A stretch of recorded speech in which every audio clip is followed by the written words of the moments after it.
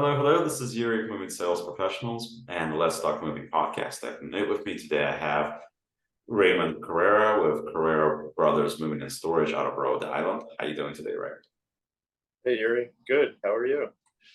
Good, good, good. Great to have you. So, as I always ask, everybody always wants to know, how did you get started? What brought you to the moving industry? Yeah, so how I got started, I worked at a truck rental agency a couple of years and kept having customers coming in to rent trucks, and they all kept saying the same thing about their movers canceling, no call, no show, and then all of a sudden, just kind of like a light went off my head. I'm like, like I could do better than that. So I called my brother and I told him, I said, hey, there's something here. There's there's money being left on the table.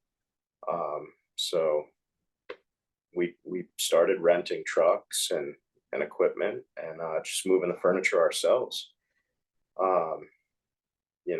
It just seemed like the market had a need. So we wanted to fill that and kind of raise the bar a little bit because it seemed like the bar was pretty low in the area. Like the movers had a bad reputation. Movers kind of get a bad rap. And now for a quick message from our sponsors. For limited time only, we have partnered with an SEO and marketing company with discounted rates for their services. Schedule an appointment via Calendly link below to learn more. Thank you. And now getting back to the podcast. And how long have you been at it so far? We started in 2009, so about 14 years. And what separates you that you feel in your area? What are you doing differently than your competition? We have two warehouses, and we do a lot of receiving of new furniture for like designers, like interior decorators. So we'll receive the new items and deliver them to the customer's home, install them in place. Some of them may have some assembly, and we would haul away the packaging. It's like a white glove service. I think it's a little higher end, a little different than your traditional just moving, like an apartment or a home. So we like to focus on that. Those are good clients. And so if you were, for example, to start over today, right? What would you do differently versus what you've done the past 14 years? How would you do things differently? What would you change?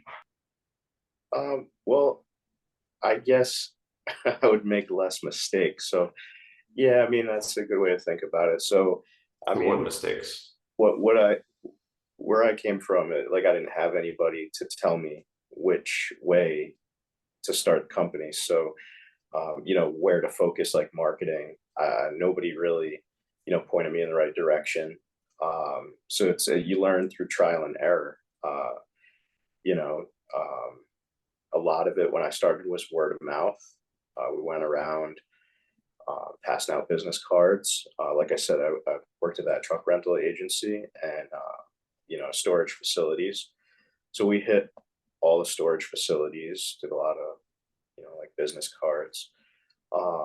It was late in the game when I got a website. I'd probably get a web presence sooner. It was just at first we were in like all the storage facilities, so we didn't really need that web presence. It was a lot of word of mouth where we were. But knowing what I know now, it would be much easier because I would just know where to allocate that marketing. And now for a quick message from our sponsors. If you're a moving business owner, you may have already heard of Moversville, an email marketing service that helps moving companies increase, repeat, and referral business. But have you heard of Moversville Connect? Moversville Connect is an incredible resource for all things moving. They feature an array of vendors and services that cater specifically to the moving industry. You can find companies that provide moving software, moving sales services, marketing services, moving equipment providers, and much, much more. Visit moversville.com to learn more. And I think it's important, especially in today's market where you don't have, well, frankly, the pie is smaller and there's more people that want a piece. And I think it's important to make these connections that are going to allow you to potentially have a bigger slice, because you got to connect to realtors, you got to connect to management properties, you got to connect to areas that you want to be in. You got to do things like postcards or whatever else that's out there that's going to help you enhance. And you got to do, if there's a local charity that does something that's just amazing, you got to figure out a way to partner up with them that's going to separate you from your competition. Because if you're the only game in town that's partnered up with this place that everybody in town loves to contribute to or thinks that it's great, then it separates you big time and it'll draw more business towards you. Right. Yeah. We have some agencies that we partner with that will, like pay for people's moves, stuff like that. Yeah, referrals are a big thing. Realtors, it's big outreach. But direct mailers, the Google, pay-per-click, all that stuff. We were kind of late to that because a lot of it was word of mouth for us, and just kind of like hitting the streets. So basically, if you were, if you were given advice to a new moving company, that would be the route that you would go, right? Yeah, I mean, I would be able to advise them like where to put the money, like stay away from Yelp. Nobody likes Yelp.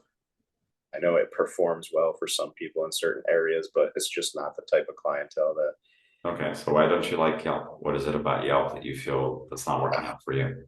It's the low hanging fruit. It is like the bottom of the barrel customer. So, I mean, in my opinion, in our area, I know some people have some great success. It's just people go to Yelp to complain and to get discounts. To say you don't really get a good customer there that wants to pay for good quality service. That's it's hard work. Um, you, you want a good customer that recognizes that, and you usually don't find them on Yelp. That's usually where you find like the bargain shoppers. So I would definitely put my marketing dollars into like direct mailers or pay-per-click, organic SEO, get them to fill out the web form on my website. Like I said, I was a little late with the website because it was a lot of business cards, word of mouth. So I would definitely get that going earlier. That's awesome. And I mean, I would definitely recommend maybe reaching out to somebody like Greg Shepard with US home listings, because he's the big name in the game when it comes to postcards and things like that. So it's definitely important, because you want to be able to hit up those people that are looking to put their home on the market. If you get your company in front of them, you definitely get a better chance. Plus, if they like what they get, if you make that.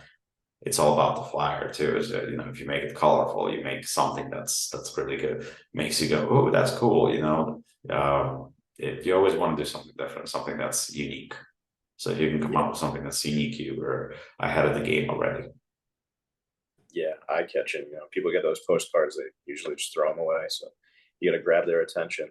So what's your feeling about the current season? Obviously, for a lot of movers, things have been slowing down. So what is your feeling about where you are? What are you seeing? I mean, everybody's pretty much feeling the same thing across the board right now. No matter where you are, it's volume's down, it's low. What we see is we're seeing less homes moving and more apartments. It's just more like smaller moves. Okay, so what are you doing to enhance on your end to be able to take advantage of the situation? What do you feel is the best way to approach it? Yeah, currently, what we're doing a couple things. We're building up like the 3PL services, where we're doing like a lot of final mile, deliveries and returns for some of the big box stores. And building up the warehousing, still doing a lot of marketing, trying to gain that market share. And we're starting to ramp up the direct mailers. That's one piece there. And we focus on that white glove. Like I said, you get a higher client, they want to pay for good service. So that's really what you want to focus on. Oh, great. So once again, Ray, great to hear from you. Great to have you on the podcast. And as I always say, the world moves on its own. So let the professionals move yours for you. Raymond is going to take care of you guys in Rhode Island. And once again, thank you very much for joining us on Let's Talk Moving podcast. And we'll see you soon. Thank you so much, Ray.